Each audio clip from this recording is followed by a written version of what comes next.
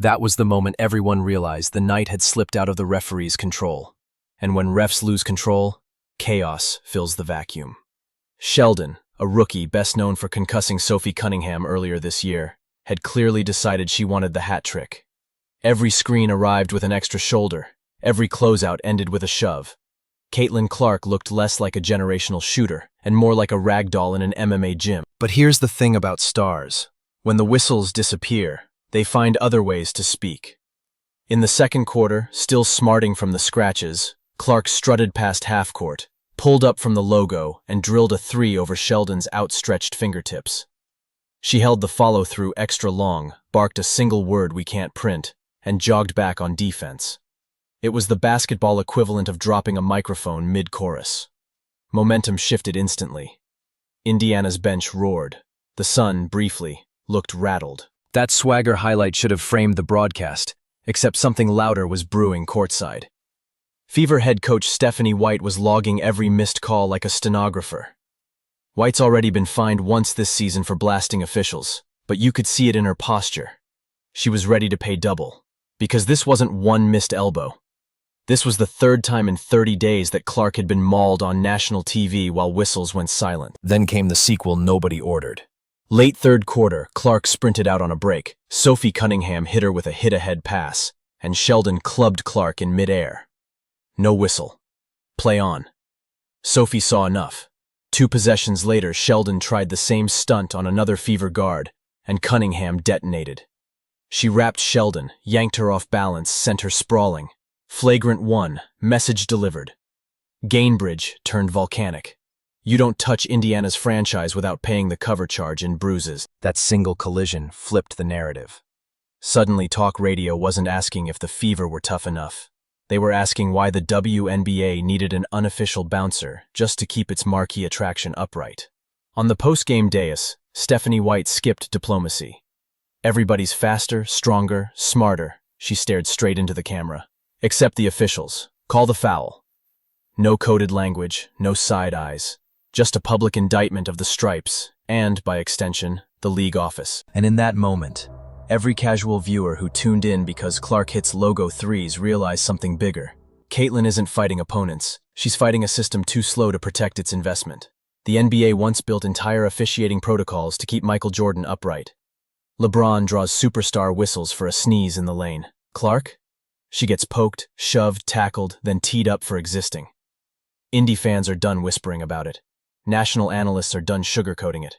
Social media exploded with one demand.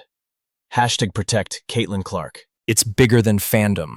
When Clark missed 5 games with a quad strain, league-wide ratings dropped more than 50%. Ticket prices in opposing arenas fall the minute she's not on the schedule. The Fever are literally the rising tide lifting everyone's revenue charts. Yet game after game, she's treated like an undrafted rookie with no jersey sales. That's not just poor officiating. It's negligence of the league's economic engine. Which brings us back to Sophie Cunningham. Because star power attracts enforcers the way great quarterbacks attract blindside tackles. Think Oakley for Jordan, Haslam for Wade, Draymond for Steph. Sophie was signed for floor spacing, sure, but her real value emerged the second she floored Sheldon and glared at the entire Sun bench. Try it again. You could feel the power dynamic shift. Connecticut's hacks evaporated. Clark finished the night 27-5-8, splashed another dagger in Sheldon's eye, and strutted off the court without a second bruise. By sunrise, the internet was split in 2 camps. Those furious the refs ever let it get this far, and those celebrating Cunningham's retaliatory justice. The WNBA office? A terse 2-sentence statement promising a review. Sponsors noticed. One leaked memo from a global brand read, "Ensure athletes' safety or reevaluate spend." Nothing sends executives scrambling like the phrase, reevaluate spend. Here's the blunt truth. The league is standing at a crossroads. Keep letting games devolve into wrestling matches and risk losing the attention spike that Clark's presence created. Or modernize the whistle, protect the face of the product, and ride this momentum into a new financial era.